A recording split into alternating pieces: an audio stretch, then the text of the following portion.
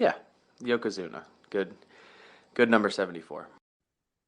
All right, coming in at number 73 with 99 points. We still haven't had anybody to eclipse 100 points yet. So he was on three of our four lists. He was on Andretti's at 50, had him ranked the highest.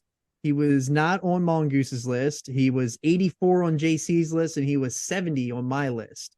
And that is Bray Wyatt. So kind of a really sad story now that we're kind of going over this now. Bray just recently passed away, but a guy that like is going to live on forever. There's not going to be a world where Bray Wyatt doesn't exist in the WWE. And coming in with that Wyatt family gimmick, like that swamp family gimmick was unbelievable. It was so good. And the Fireflies, and then after he came back after being hurt and doing the Fiend, which a lot of people really connected with the Fiend.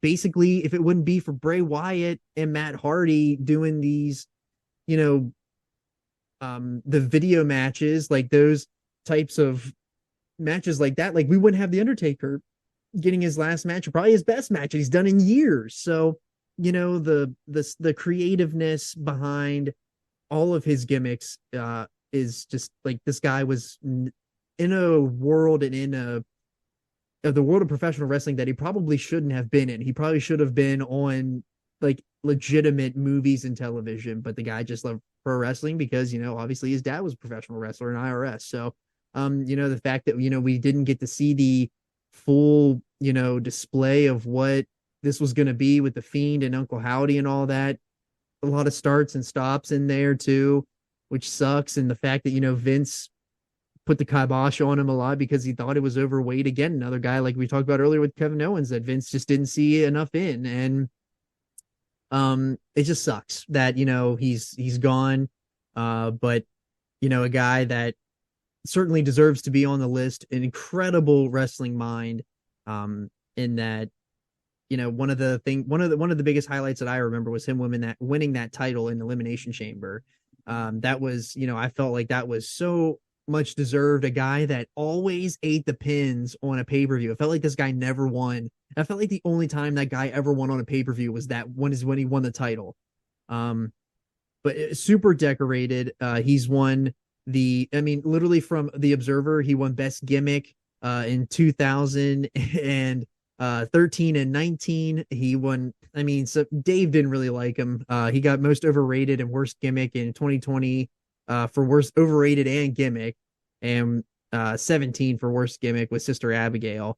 But he got a lot of bad stuff in that Fiend run, and it's because of the way it was booked, and it's not his fault. But a lot of the negativity that you see around Bray Wyatt is because of the Fiend, and it's not all his fault either. So No, it's not. It's not his fault. But I really tried not to project whenever I was, or maybe forecast is a better word, whenever I did my rankings. But I had him at 50. In retrospect, now that's probably high. But I think you guys were probably right when you had him around, like you had him at 70, JC had him at 84. We've got him at 73 total.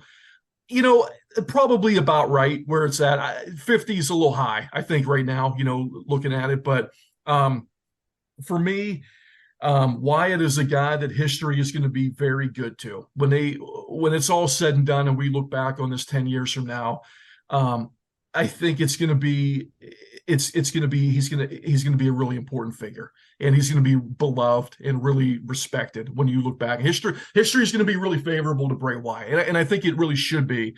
But look, there's been a couple people that we've talked about here where they just got the Vince curse, man, for whatever reason, and they.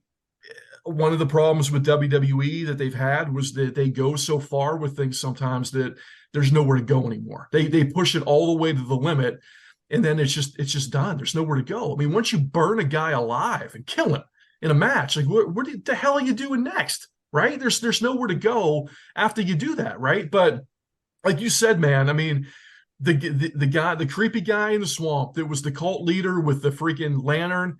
If they just would have kept it as that, and transition the Undertaker into him and just let him be the next supernatural guy without all the stupid Fiend stuff. He should have been the guy that beat the Undertaker, man. He should have been the guy that break the streak. He should have been a guy like a Jake Roberts that never really needed a belt, but was always a threat and was always a big player. And I don't know why they lost the plot on that. But look, man, Jake Roberts is not a hell of a worker either. I mean, and he was a guy that had a career for 70 years, it seems like. But I mean, this is Bray Wyatt should have been that next guy. He should have been the guy that was able to work with anybody and could just be always a constant threat.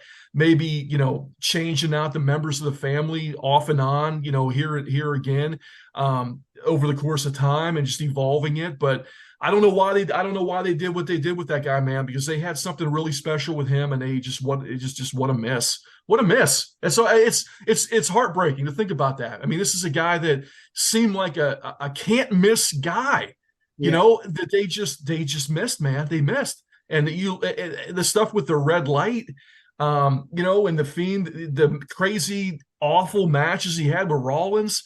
I mean, come on, dude. They killed this guy maybe deader than anybody. He was a main event guy, especially in a promotion that the wrestling wasn't always the focal point. He was a main event character that should have been a main event level guy for 20 years, dude.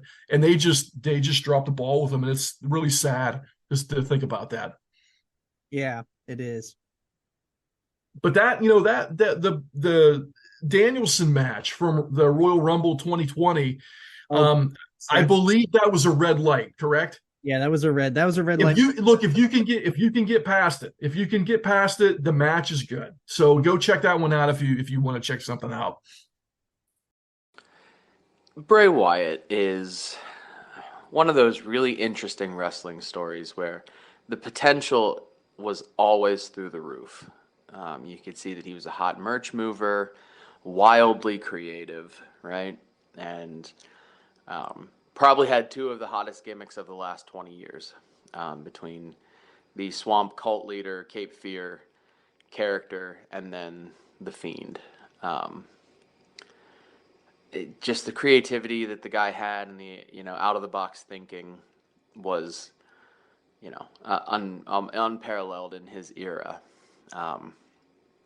And when he was great, he was great. And then when the gimmick kind of ran its course, it ran its course. And I know some people don't like it. Some people do like it. It's flavors of ice cream.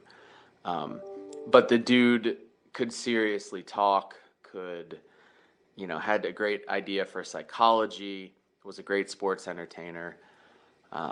Lost way too soon. It's a huge shame. And I think if there was ever going to be a successor to the ridiculously spooky but longevity of Undertaker, it was probably going to be Bray Wyatt. And it's a shame that we lost him so soon, because the potential was always through the roof. Yep. All right. So moving